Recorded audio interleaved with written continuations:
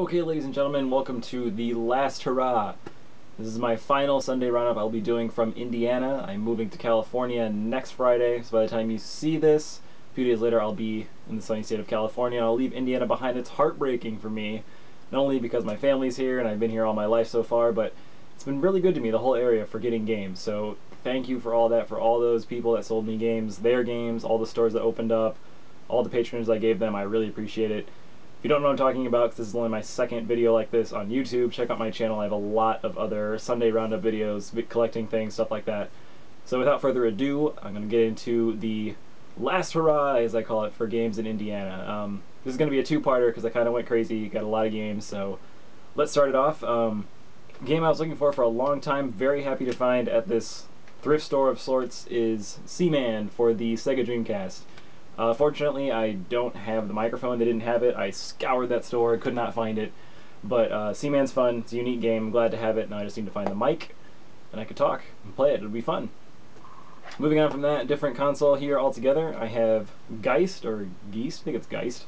For the GameCube, it's an exclusive. You sort of haunt the souls, or not the souls really, but you sort of haunt and possess the people that are around you, the enemies that you're taking care of. And it's a neat concept, but really it was a cheap game. And it is an exclusive for the GameCube, which is another reason why I wanted to grab it. I haven't bought a GameCube game in ages, so that was a feat in and of itself, so thanks, Disc Replay, for that one. And then here we have Chibi-Robo Park Patrol. This is the sequel to the other GameCube game, I think it was called Chibi-Robo. It's unique. You play as this guy that is trying to restore a park from being like run down or something like that. But it's interesting, it has this only at Walmart sticker available right there. For a limited time it was available obviously only through Walmart here in North America, and I think that was something to do with the licensing that they had for Going Green or something like that. But now the game was released outside of that, GameStops, things like that. I actually got that at GameStop used, so you can find it all over, but it's unique. A little bit of trivia for that. I got two Wii games this week. First one I got is Sin and Punishment Star Successor. Unique series here for North Americans because it started out as a Nintendo 64 game in Japan, never came out in America until it was released on the Virtual Console on the Wii, and then we got the sequel here on the Wii as well in a disc form. Unique game, it's a shooter, pretty fun. I remember playing it in a demo station at GameStop a while ago, so I was happy to get it for a few bucks.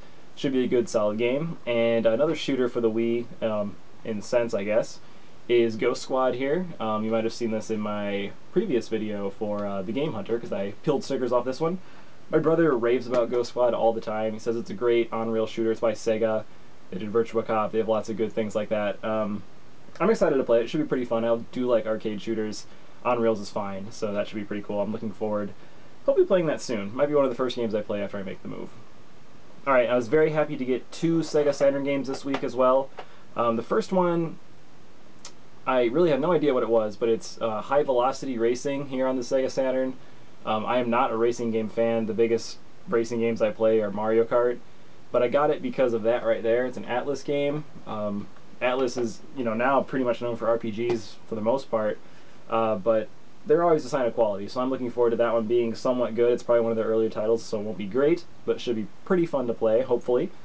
And the second game I got for the Saturn, very happy to find, is Ultimate Mortal Kombat 3.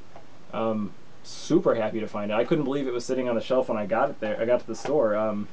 That's a solid find. Interesting to note about Ultimate Mortal Kombat 3 is this one on the Saturn is the only disc version released in North America, at least. The other versions of the game came out on Ultimate Mortal Kombat 3 came out on the Genesis and the Super Nintendo, and then the Game Boy Color or whatever.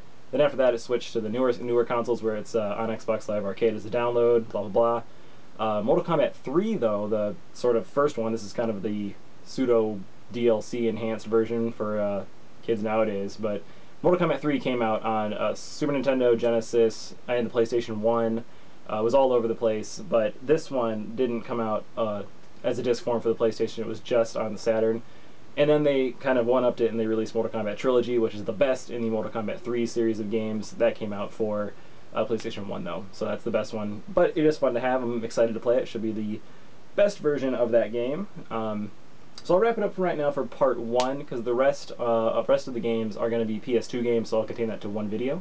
So check that link here. You can go to the next one, and I'll see you in a few seconds.